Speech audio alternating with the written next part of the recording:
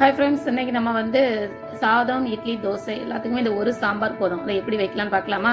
இப்போ மைசூர் டால் நான் 3/4 கப் எடுத்துருக்கிறேன். அதை தண்ணி விட்டு நல்லா கழுவிட்டேன். இப்போ நான் ஸ்டவ்வில் தண்ணி வச்சிருக்கிறேன். அதில் நம்ம கழுவுன்னு அந்த மைசூர் டால் அதை ஆட் பண்ணியிருக்கிறேன். ஒரு 1/2 டீஸ்பூன் வெந்தயம் அது கூட ஆட் பண்ணுங்க. ஒரு 1/2 டீஸ்பூன் ஜீரகம் இது கூட ஆட் பண்ணுங்க.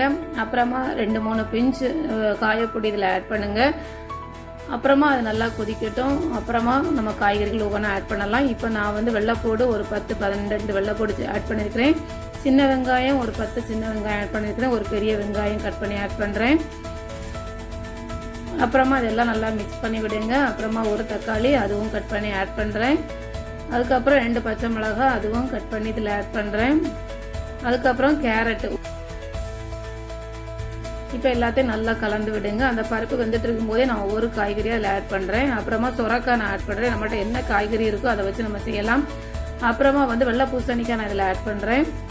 இப்போ எல்லாத்தையும் நல்லா கலந்து விடுங்க.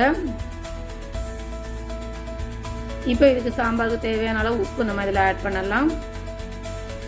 நல்லா கலந்து விட்டுட்டு இதை நல்லா வேக விட்டுறலாம். இப்போ அந்த பருப்பு நமக்கு வெந்துகிட்டே இருக்குது. அது கூடவே காய்கறிகள்லாம் சேர்ந்து வெந்து வருது.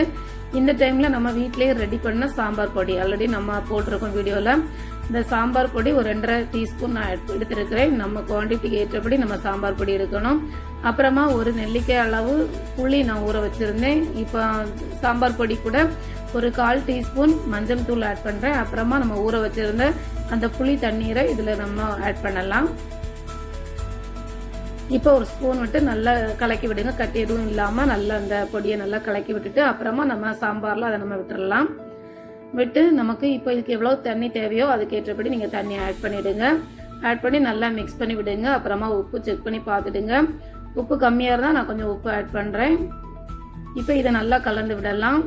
கலந்து விட்டு சாம்பாருக்கு நல்லா கொதிக்க விடணும். நல்லா கொதித்த பிறகு தான் அப்புறமா நம்ம கொத்தமல்லி இலைகளை ஃபைனலாக நம்ம அதில் தூவி அதை மிக்ஸ் பண்ணிட்டு நம்ம இப்போ ஆஃப் பண்ணிடலாம்.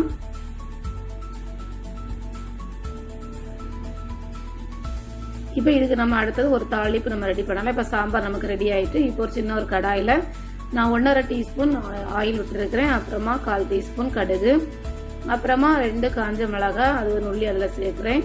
அதுக்கப்புறமா 2-3 கருவேப்பிலை இலைகளை அதில் ஆட் பண்ணி அப்புறமா 2-3 பிஞ்சு காயப்பொடி நம்ம இதில் ஆட் பண்ணுறோம் லாஸ்ட்டாக ஃபைனலாக.